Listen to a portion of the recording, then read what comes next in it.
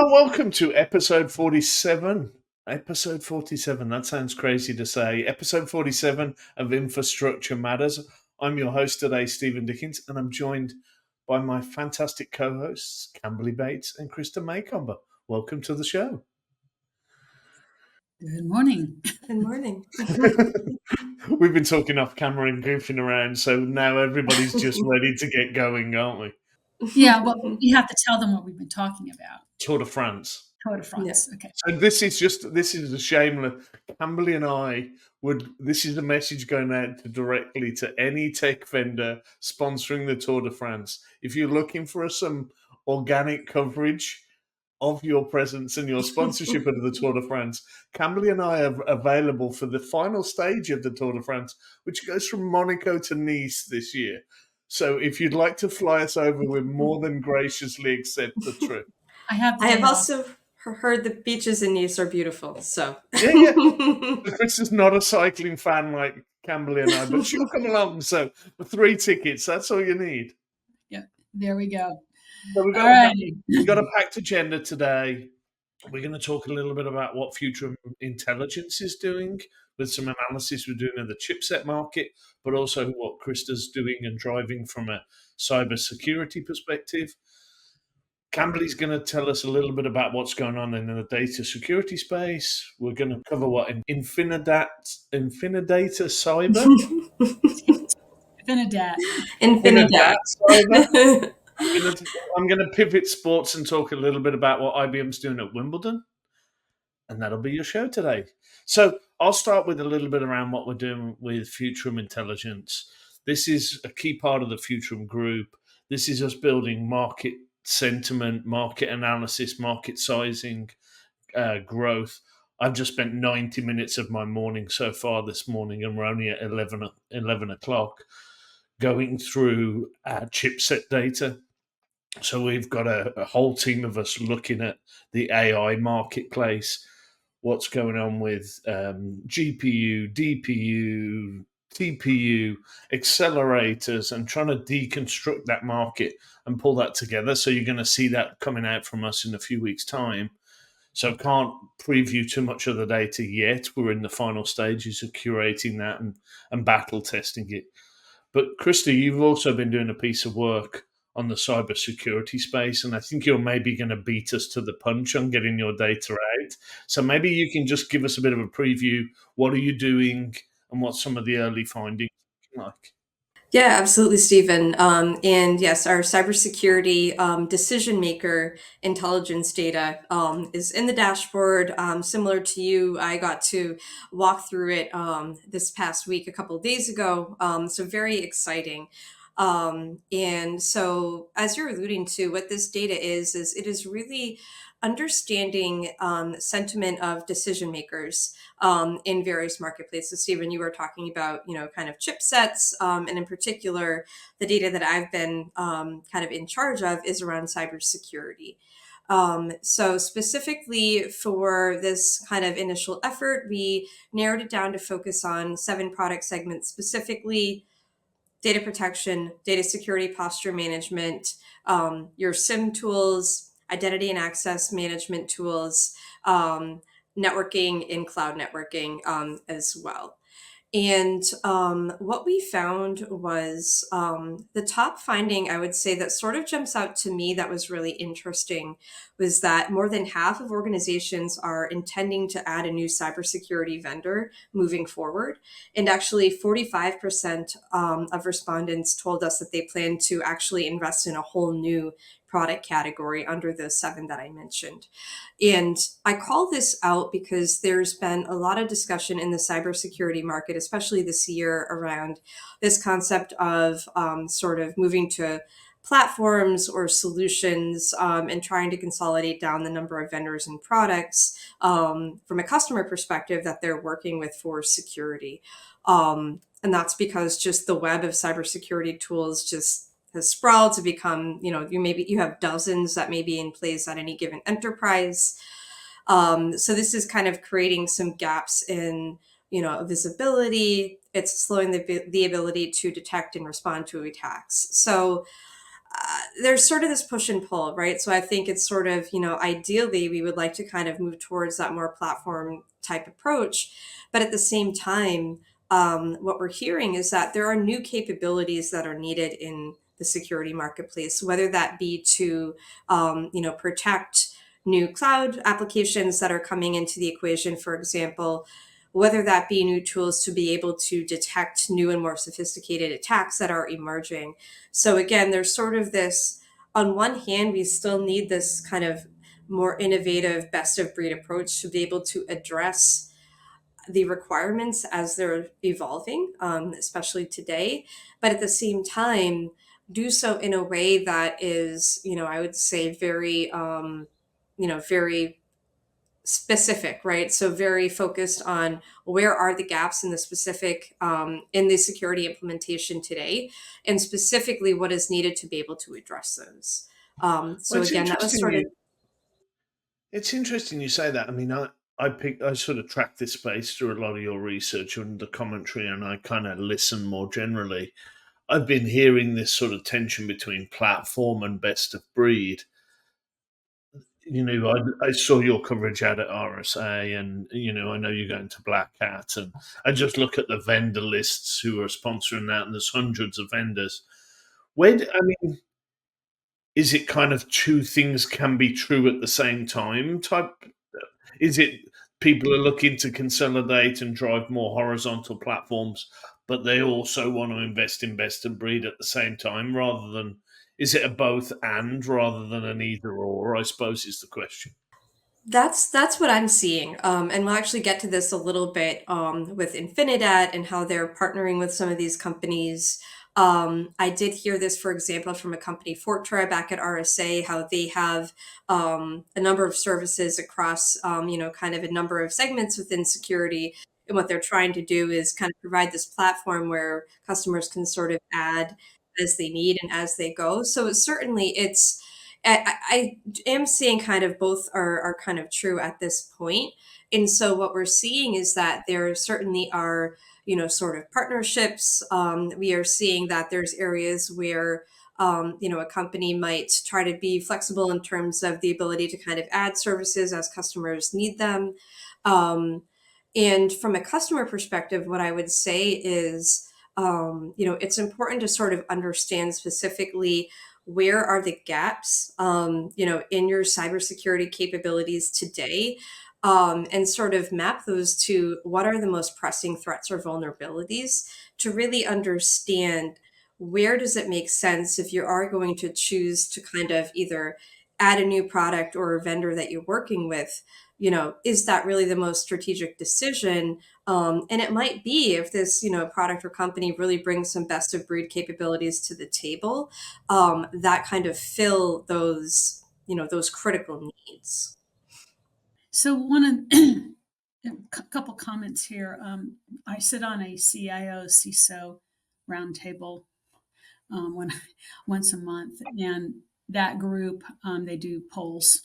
It's not a massive. I think we probably have about 50 people in there, so it's not necessarily. And one of the questions that they polled on this time was ranking of where you felt like where is your biggest vulnerability, and overwhelmingly the number one vulnerability was data security, not infrastructure security, not IAM. It was still the data security piece of it. So there's that continued heightened awareness is there, and so that continued march forward to say, okay, so we need to keep on doing more or different or change it up, and then with that we continue to see a march of announcements coming out of vendors to address various and sundry pieces of it. I mean, getting back to platform versus the different vendors, you look at strategies, like Cohesity is doing. City is working with the different vendors that are out there, the security vendors, creating those relationships. So maybe they're not putting the platform together, but they're putting the relationships in the ease of use, integration kind of work with their platform. So that's another strategy that they're taking on to take a look at all the different various areas that they're exposed. Exactly. And, to that point, when a company, you referenced Cohesity, I know we heard this a bit from, from NetApp as well, Camberley, when we were with them a couple of weeks ago. From their perspective, they're saying we're hearing that customers are working with a couple different vendors, in this particular space, and those vendors really are best of breed for maybe as your SIM tool. So we want to make sure that customers can continue to work with them and that we're kind of offering that interoperability there. Um, and you So bring up a great, go does ahead. that Yeah, go ahead. segue us into the Infinidat cyber conversation? Is that kind of what you're hearing specifically from one vendor Yeah. that kind of maps into that wider trend? Is that what we're hearing? Yeah, it might be. It might actually be a good segue to kind of talk about that. So I'll even further tee it up. So I know Camberley, you mentioned data security being kind of the top issue among the CIO panel. So what I'll say is here. Actually, So CIO and CISO, so it wasn't just a yes, CIO. So that was what very, very importantly in there is that you have both of these people citing this as the top issue. yeah, that's an important Interesting. distinction. Yeah, thank you. So in our intelligence data, we asked the respondents, so those who said that they are considering changing vendors. So in the data protection market, the respondents that said they're considering changing their data protection vendor, the top reason was improving their ability to meet their recovery point and recovery time objectives. So that's your data loss and your downtime. And then we also asked in data security posture management, and those companies said the ability to expand their existing security posture coverage. So looking at, okay, maybe they have some new endpoint security requirements, maybe they have new vulnerability management requirements to address. And I say that because so what we've seen from Infinidat is they had their launch, they call it their automated cyber protection capability. This is part of what they call their InfiniSafe portfolio. And what this is Infinidat is integrating with security operations centers tools like your SIM and your SOAR tools. And when that SIM or SOAR tool, for example, detects potentially malicious activity, the Infinidat system will automatically take a snapshot. And I bring that up because it really goes back to when we heard this feedback around the ability to meet those RPO, RTO requirements.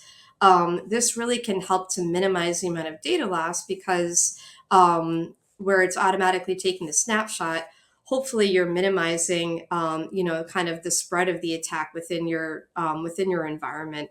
And so you're then, of course, preserving as much of your good data, if you will, that isn't corrupted as possible. Similar to where NetApp is doing their snapshot, their immediate snapshot when they detect it on the primary storage. Again, how fast can we get to that space? So yeah, very good, very good. Exactly, exactly. So, Stephen, kind of to your question, this is an example of, they're kind of working with these kind of ecosystem partners in the security space to be able to, kind of address that feedback from customers. So, And so then, we had another company just recently, Store One, which is a firm out of Israel, that brought out. And one of the things that they were bringing out in this latest release is the ability to do 100,000 snapshots and store those. Right. And that again gets back to that RPO, RTO kind of situation where we're needing to, it's no longer just about, kind of traditional data protection kind of thing, but this is all about, how often do we need to snapshot to make sure we can recover. Mm-hmm. so really interesting, Krista. So, what's the big trend lines? I mean, I know the research isn't published yet, but we've obviously got a bunch of enterprise CISOs, CIOs, CTOs, kind of as listeners for the show. What would be those big sort of, if you had to boil it down to three takeaways, and I'm putting you on the spot here, so I apologize, but what would be those three takeaways you would kind of, from the whole body of research, what would you sort of say if you had to boil it down to three Mm-hmm. banner sort of What's your headlines? headline in your press release? Yeah, Right? headline is exactly. You know where I'm going. What would the headline for the press?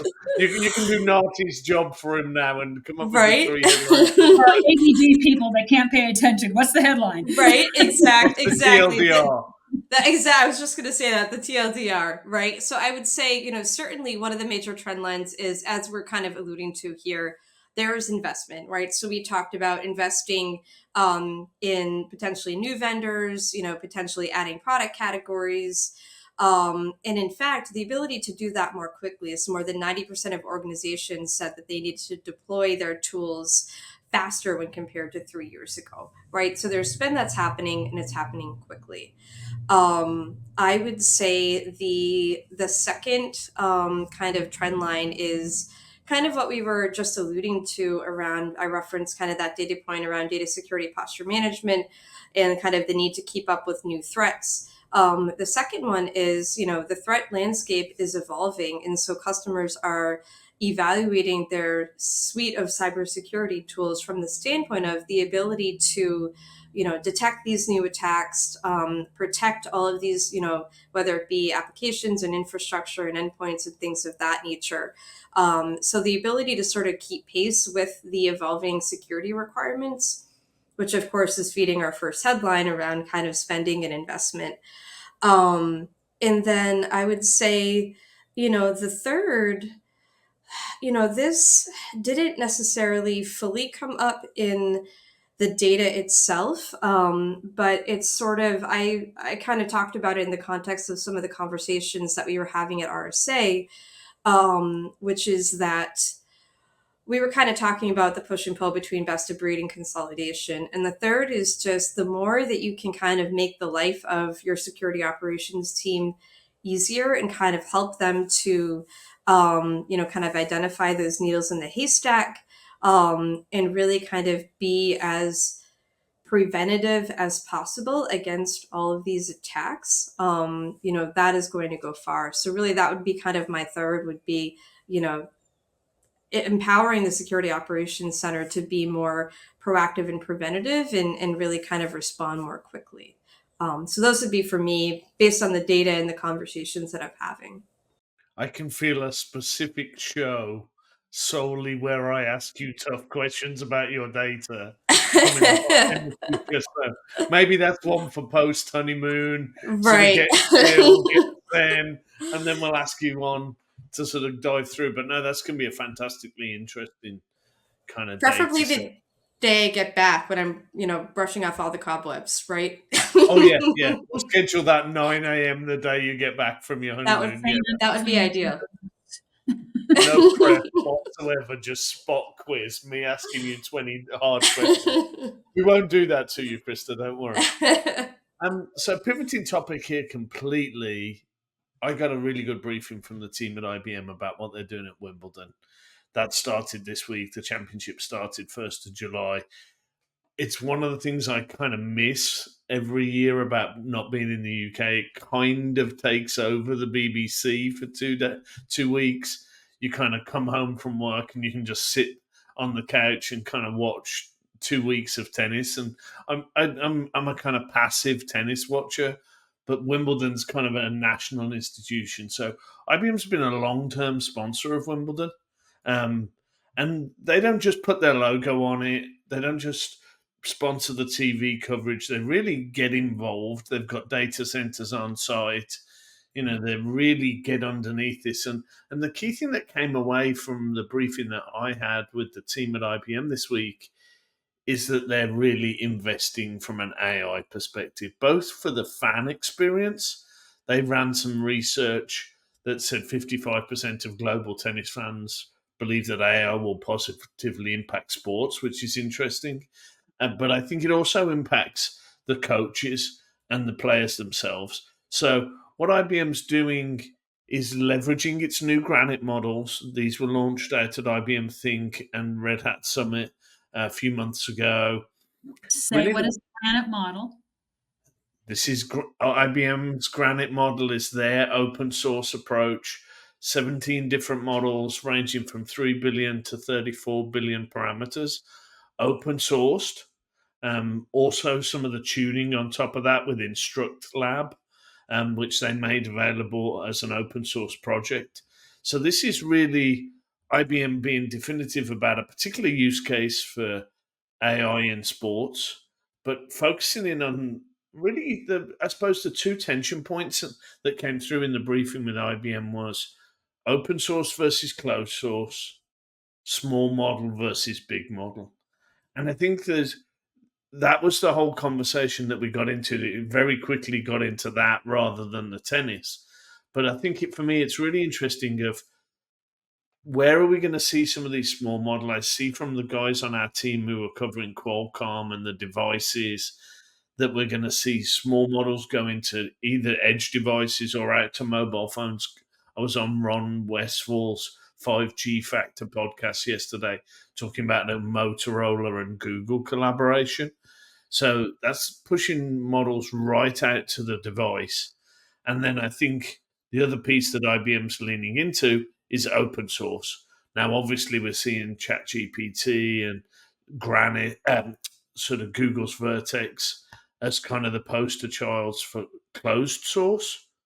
But I think where everybody else is going is on a open source dynamic. So I think really good use case from IBM, end-to-end tech stack around what they're doing with Granite through IBM Cloud, right up to powering the app and the sort of fan experience. So I think as we look at these enterprise AI deployments, it's really fascinating to kind of go out and understand one that's kind of capturing the market certainly from the 2 week championships, but longer term for some of the coaches and players as they look at their stats and how to tune their training. So just fascinating briefing for me. It's, one of the things I was watching in the last few weeks has just been this ongoing march of releases and announcements on the component side of the house. It's kind of what I call the chips and all that kind of thing. And that's in support of the AI. I mean, and you look at all the question is, where is all this deployment going to go? The big, front page of the Wall Street Journal is about, the hyperscalers looking at nuclear energy. Okay, big deal, right? Because they can't power the data centers. So is it going into there? And then we have, so that's one area. Another area is the AI PCs. So we look at SK Hynix this week is coming out with their, what do they call those, the little drives that are going into the PCs, and so they're releasing TLC drives, which are higher performing drives. With PCIe Gen 5, souped up energy kind of stuff going into, 2 terabyte, 1 terabyte, half a terabyte, or kind of going into your PC. So we can do whatever we're going to do. Some people are going to actually do working on Gen AI on their computer, but the large mass of us is going to be using the computer to leverage all that stuff on our computer. So we won't even know we're using this stuff. It's there on there. And then, so Kioxia showing their environment, showing some new 2 terabit NAND. They're already shipping some QLC that's, big drives, and that's being used by, that Pure talks about using in their direct flash. They talked about 150 terabyte drives and going, to 300 terabyte drives. Where are we going? And this is all in support of this technology that's rolling out. And, and then you've got, Solidigm out there with, and now followed by, Samsung sampling some 61 terabyte drives. So it's just, it's just a constant parade of more speed, more networking, more whatever in this data driven kind of environment that we're living in. Well, I mean, all the guys who cover the devices have been taking pictures of their new laptops with the co-pilot button on. Mhm.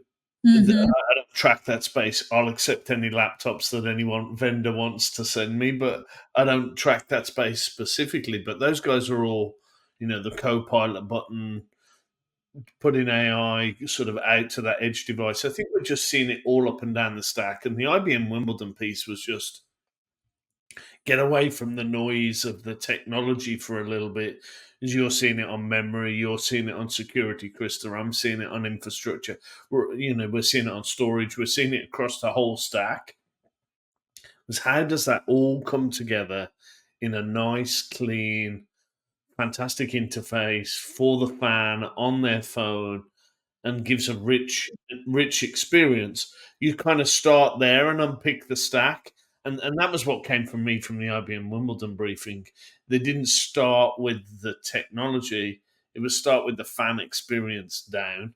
Very quickly, we got into the benefits and performance metrics of Granite versus Llama and Claude. And, it kind of got there pretty quick, but it's a use case. And I think what IBM always does a great job of is how do you position that with a line of business executive? And this story around Wimbledon's really easy to consume and understand. It's like, oh, I'm going to have an app on my phone as a tennis fan. I'm going to understand how the players are doing and who's going to match predictor, looking at the stats, who's going to win. And it was interesting. My daughter's a media, and they call it second screening. I'd not heard this term before, but whilst you're watching the TV, you're also doing something on your phone to augment the experience of what you're doing on the TV. Well, I was doing that Thursday during the debate, listening to it, watching the Twitter feed. So I think this second screening concept for me was fascinating around what are people doing on their phone whilst they're watching the tennis? What are they doing in a break? Are they on the IBM app, sort of looking at who's going to win the game and what was the percentage on, what was the rich data on that last set? Because it was fascinating, but I only caught the last 4 games, what happened, and it just augmenting that fan experience. So, and then powering that obviously with AI was just really interesting for me. So I think we're done. We're going to lose her for a couple of weeks now. I know it's just not going to be the same. Well, I'm here next week. You're the one that's not, Stephen. Yeah. So you've got maybe an interruption to your regular gang of 3 for the next few weeks. I'm off to Aruba on vacation. Well, that is coming later, but yeah. So the wedding itself is 2 weeks from today, which is crazy. So I probably won't see you now before the vacation. So, and the honeymoon and the big day. So send all your comments and likes and appreciation on social media to Krista, and congratulations. Thank you. You've been watching another episode of Infrastructure Matters. Please do all the things to click and subscribe, make the algorithm work, tell a friend. We're building a show here, so we enjoy doing this every week, and we'll see you next time. Thank you very much for watching. Thanks, guys. Thank you.